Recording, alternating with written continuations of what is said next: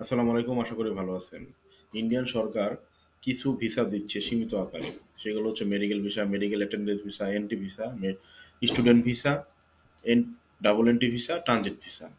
তো এই ভিসাগুলোর জন্য কি কি ডকুমেন্টস লাগে, প্রত্যেকটা ভিসার জন্য আলাদা আলাদা কিছু এক্সট্রা ডকুমেন্টস লাগে, এগুলো নিয়ে আলোচনা করব। সেই ধারাবাহিকতায় আজকে আলোচনা করব মেডিকেল অ্যাটেন্ডেন্স ভিসার জন্য কি কি ডকুমেন্টস লাগবে। তো চলুন মূল ভিডিওতে চলে যাই। মেডিকেল অ্যাটেন্ডেন্ট ভিসার জন্য যে সকল ডকুমেন্টস লাগবে: এক, জাতীয় পরিচয়পত্র অথবা জন্ম সনদপত্র 18 বছর নিচে হলে। দুই, ইউটিলিটি বিল যথা বিদ্যুৎ, টেলিফোন, গ্যাস যে কোনো একটা বিলের ফটোকপি। তিন, আর্থিক সচ্ছলতার আপনার প্রমাণ দিতে হবে, এর জন্য লাগবে ব্যাংক স্টেটমেন্ট।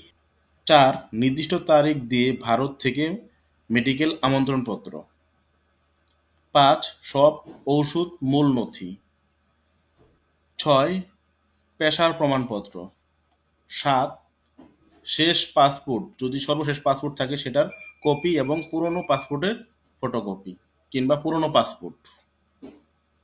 আট, স্বীকৃত হাসপাতাল ডাক্তার এর কাছ থেকে রোগীর চিকিৎসাধীন অবস্থায় বিশদ নির্দেশ সহকারে চিকিৎসার মূল সনদপত্র, মানে আমন্ত্রণপত্র। এটা যে হসপিটালে যাবেন তারাই দিবে আপনাকে, আগেই পাঠিয়ে দিবে।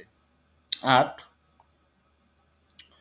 প্রথম ভ্রমণের ক্ষেত্রে বিদেশে চিকিৎসা সুবিধা উপভোগের জন্য উপস্থিত ডাক্তারের কাছ থেকে সুপারিশপত্র।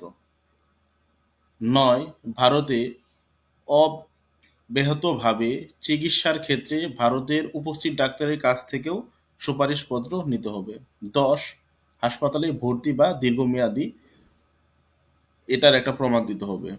একটা ছোট আকার একটা নোট আছে, চিকিৎসার জন্য আর্থিক সম্পদের প্রমাণ যেমনটি প্রয়োজন হতে পারে ব্যাংক স্টেটমেন্টের কপি, বিগত 6 মাসের ব্যাংক থেকে সচ্ছলতার সনদ। মন্তব্য: ভারতে চিকিৎসার উদ্দেশ্যে গমনকারী ব্যক্তির জন্য এই সকল ডকুমেন্টস লাগবে। সুতরাং আপনারা যারা মেডিকেল অ্যাটেন্ডেন্স ভিসা নেবেন, আমি যে সকল ডকুমেন্টসের কথা বললাম এই ডকুমেন্টসগুলো অ্যারেঞ্জ করেন, তাহলে আপনি সহজে মেডিকেল অ্যাটেন্ডেন্স ভিসা পাবেন। বর্তমান ভারত সরকার কিন্তু মেডিকেল অ্যাটেন্ডেন্স ভিসা অ্যাভেলেবেল দিচ্ছে। আর এই মেডিকেল অ্যাটেন্ডেন্স ভিসা নিয়েও আপনি ভারতে কিছুদিন স্টে করতে পারবেন। তো আজকের মতো এই পর্যন্তই। আল্লাহ হাফেজ।